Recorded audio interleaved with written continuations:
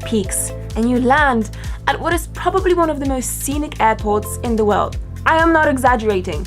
Our friend Mustafa, that's Mustafa right there, picked us up from the airport in his big 4x4, and that was really the beginning of our Skardu adventure. Nothing could quite prepare me for what I saw next. To be honest with you guys, I expected Skardu to be a little bit like Hunza, but it is not at all like Hunza except for the really crazy, massive mountains. In Hunza, you've got the one big road, the Karakoram highway, that directs all traffic in a singular direction.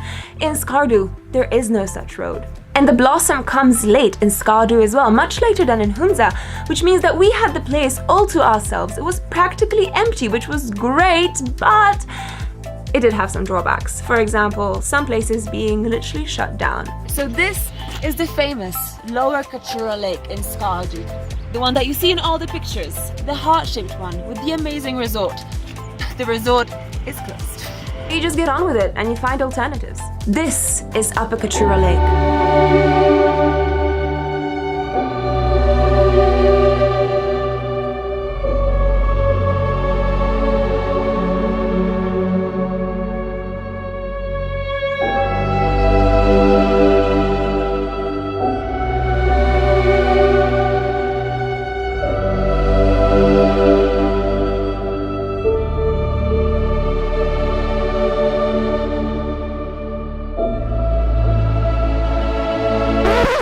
But guys, we have a lot to cover and very little time, so I'm gonna whiz through all the other places I saw in Skardu very quickly so that you can decide whether it's worth going there or not.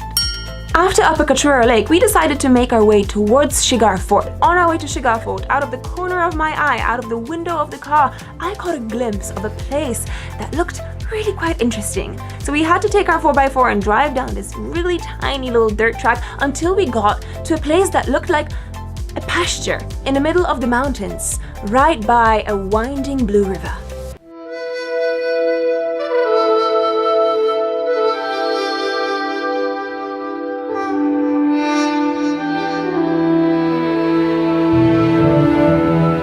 I've always imagined places like this to be oases in the middle of a desert, and right here you got an oasis in the middle of the mountains, surrounded by rock.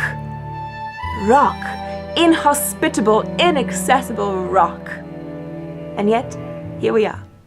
Anyway, from this green pasture, we continued along our way to Shigar Fort. I had seen pictures of Shigar Fort before, but there's a few things that I only found out once I got there. Shigar Fort is a 17th century fort, which is kind of nestled in the middle of the mountains, and its name apparently translates to rock fort, or the fort on the rock.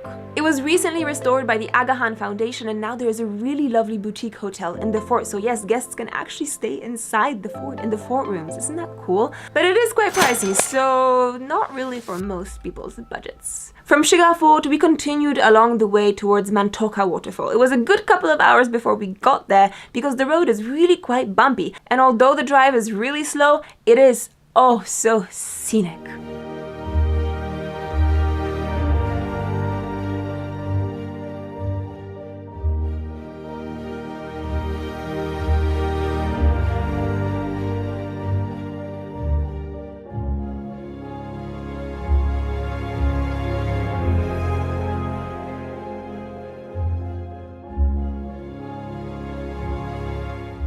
Eventually, we arrived at Mantoka Waterfall.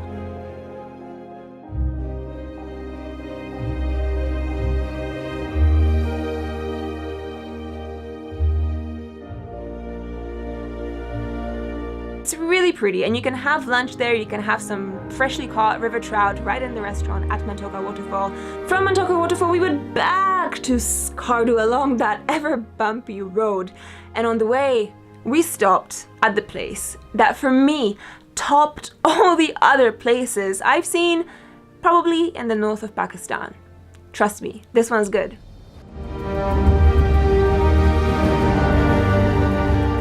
Welcome to the Safranga cold desert. This place is an actual desert with sand and sand dunes and all that jazz. But it's not anywhere in the south of the country. It's actually at an elevation of a good couple thousand meters above sea level in the middle of the Karakoram Mountains. Landscapes like this are things that you normally see in like fantasy drawings and fantasy films. It didn't seem real. I could not get my head around the fact that this place is really real. It's right there. The cold desert of Skardu. And by the way, it's not the only one. Okay, there's just one more place that I really want to share with you. And if you are not familiar with the religious history of Pakistan, you're gonna be pretty surprised about this one. Because we stumbled upon a place called the Giant Buddha Rock. Yes, this is an actual stone carving that depicts the Buddha. This statue was created in the 9th century. That's about 1200 years ago.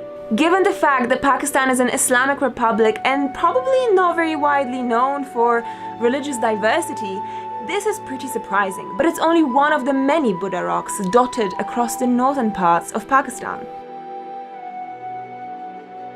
Okay guys, that's it from me. I wanted to show you what I saw of Skardu, and I'm sure there's a lot that I missed, so I can't wait to go back and see the rest. So here's my argument for going to Skardu over Hunza. By going to Skardu, I believe that you will be contributing towards the evening out of tourism across the north. Because as many people know, there are many attractions and destinations in the north that are right now suffering from over-tourism, especially in Skardu's neighboring Hunza. So yes, Skardu might be a slightly more difficult destination to get to. The road might be a bit more bumpy. The infrastructure of restaurants and hotels may not be as well developed as Hunza. But you'll be seeing a place that is so beautiful, so mind-blowingly epic, and doing something good for tourism in Pakistan too. Thank you guys for watching this video. I hope you enjoyed it. I had a blast in Skardu and I hope to be back very, very soon. And I will see you guys